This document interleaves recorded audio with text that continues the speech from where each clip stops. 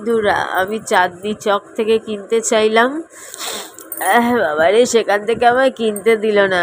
ওর কোন চেনা জানা, আরে চালু তো, আবার আমি এখানে গান বন্ধ ভিডিও করছি, আবার ওর কোন চেনা দোকান দিয়ে কিনে আয় দিল, দামও বেশি নিল, হয়তো ডুপ্লিকেটও দিয়ে দিল। আবার সেই সেম প্রবলেম, আবার একটা স্পিকার চলছে না। বলো আমি কি বলবো? আমি দাঁড়া দাঁড়া দাঁড়া, গান চালাচ্ছি, দাঁড়া। একজন কমেন্ট করেছো যে তুমি একদম স্বাস্থ্য সচেতন নও, তো আমি কোনোদিনই নেই। তো কি বলে, কেন নেই জানো তো? আমার না চিন্তাধারা একটু আলাদা রকম। আমি দেখেছি, দুনিয়া অনেক ঘুরেছি, অনেক কিছু দেখেছি। প্রচন্ড যে ডাক্তার দেখায় কথায় কথায়, প্রত্যেক 1 মাসে একবার করে নিজের শরীর চেক আপ করাতে যায়, প্রচন্ড নিয়ম নীতিকানুন মানে এটা খাবো না, ওটা করবো না, ওই নেশা করবো না, অমুক করবো না, এরকম মানুষকে আমি ক্যান্সারে মারা যেতে দেখেছি।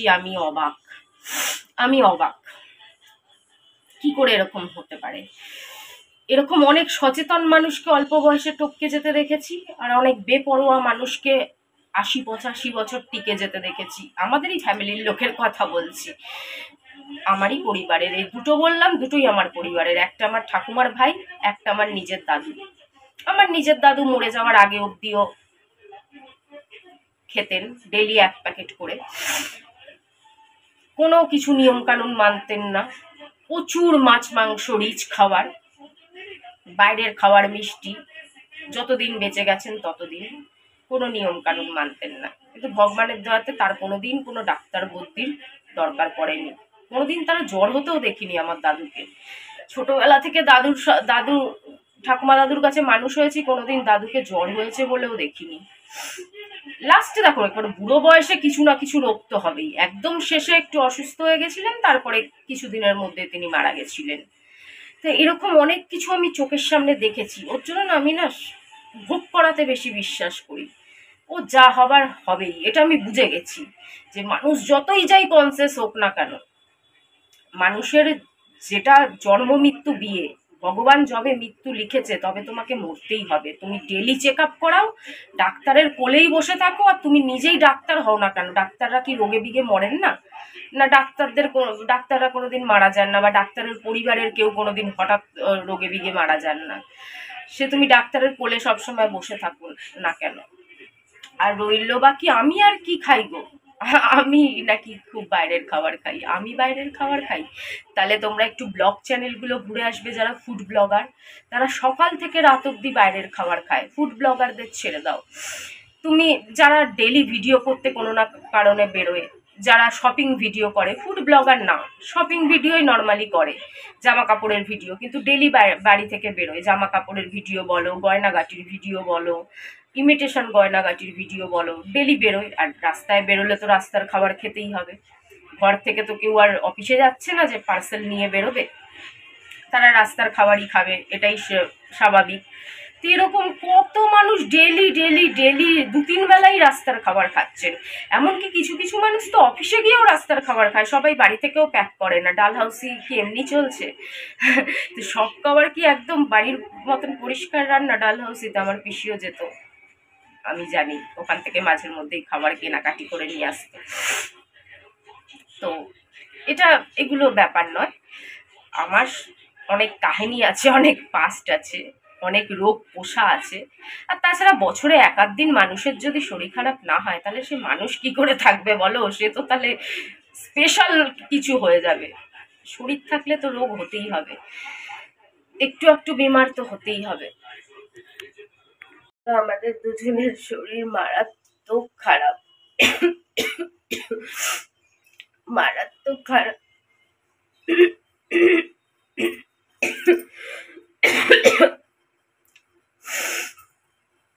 আমাদের দুজনের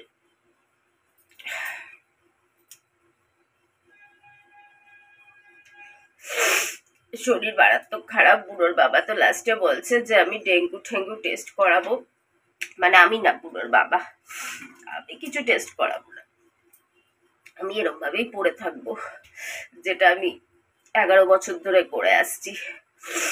তো বুনোর বাবা হয়তো সহ্য করতে পারবে না, বুনোর বাবা ডেঙ্গু টেস্ট করিয়ে ডাক্তার দেখাবে। দুজনে একসাথে, মানে কি ডেঞ্জারাস মশা হয়েছে চারিদিকে, তোমরা বুঝতে পারবে না, মানে বুঝতে পারছো না কি জানি না, কুচি কুচি কুচি কুচি কুচি মশা। মানে কোনো একটা কাজ করতে আসছি, এই টাইমে হচ্ছে না, সন্ধ্যের পরে হচ্ছে, কোনো একটা কাজ করছি দেখছি হাতের মধ্যে একসাথে 4-5টা বসে আছে, পায়ের মধ্যে এদিকে ওদিকে, মানে উড়েই যাচ্ছে উড়েই যাচ্ছে, ওষুধেও কাজ করছে না। মানে কি অবস্থা, কিভাবে হয়েছে মশা, সর্দি, নাক দিয়ে জল পড়েই যাচ্ছে দুজনের, মানে একই টাইপের প্রবলেম, মানে একই সঙ্গে। মানে কি আশ্চর্য, ভাবো যেই মানে যে এফেক্টেড মশাটা আমাকে কামড়েছে সেটা বুনোর বাবাকেও কামড়েছে, দুজনকে একই সাথে। কিন্তু তবুও খাওয়া তো বন্ধ নাই, খাওয়াও খেতে হবে, বাঁচতে হবে। হেডফোনটাও খারাপ হয়ে গেল, 2 দিন না কদিন হলো দেখো, 4-5 দিন। আমি বলেছিলাম চাঁদনিতে গেছিলাম যে ওখান থেকেই কিনে নি, বুনোর বাবা বললো চাঁদনির জিনিস ভালো হবে না, দাম দিয়ে এখান থেকে কিনলো। ওটা কিন্তু ভেবো না যে কম দাম নিয়েছে, 400 টাকা দাম নিয়েছে। 400 টাকায় ভালো, আরো ভালো ভালো বক্সওয়ালা, যে মোটা বক্স যেগুলো পাওয়া যায় এরকম ভাবে বক্সের ভেতরে লাগানো থাকে, ওই জিনিস পেয়ে যেতাম আমি।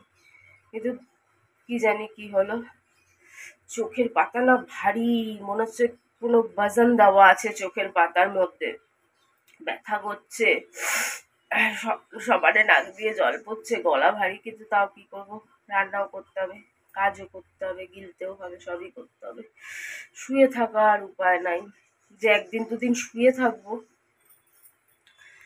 কিছুই নাই, বনিও নাই, এইখানে কোনো বাচ্চা নাই, তাও শান্তি নেই। বুনোর বাবারে যদি বলি রান্না করতে হবে না, তাও শোনে না।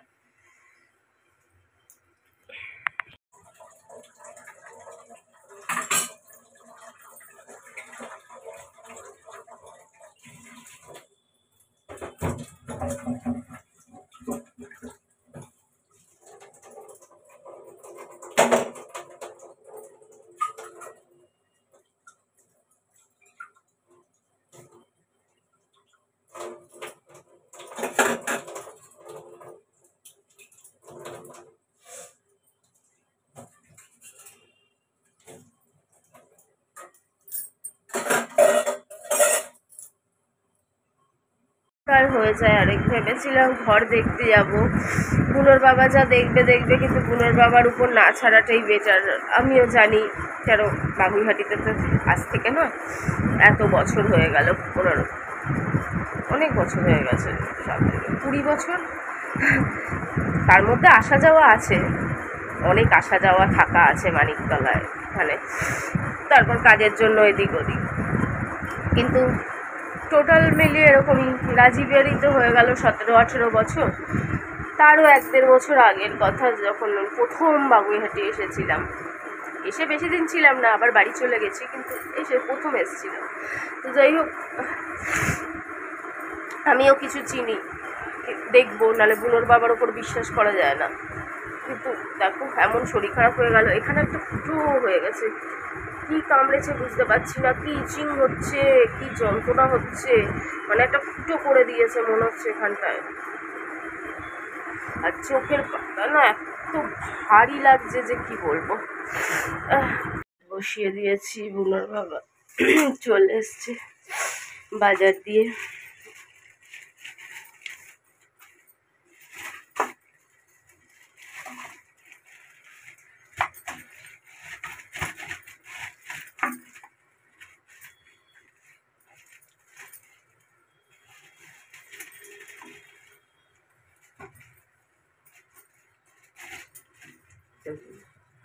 আটকে গেছে না,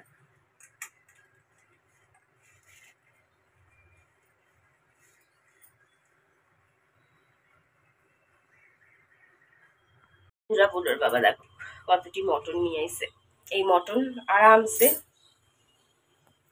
2 দিন চলে যাবে। নাকে তো কোনো টেস্টই পাই না, তাও খাই। আবার টিফিনও নিয়ে এসছে, যে টিফিন খাবো। আবার সবজিও নিয়ে আসছে। আজকে অন্য দোকানের মানে জগৎপুর থেকে এনেছে। তরকারি অনেক আছে, ভারী ভারীগুলো ভেতরে আছে, আমি নেই নাই। এই জিলাপি তো ভালো লাগে না, ন্যাতা ন্যাতা জিলাপি। জিলাপি সবসময় কুড়কুড়া ভালো লাগে।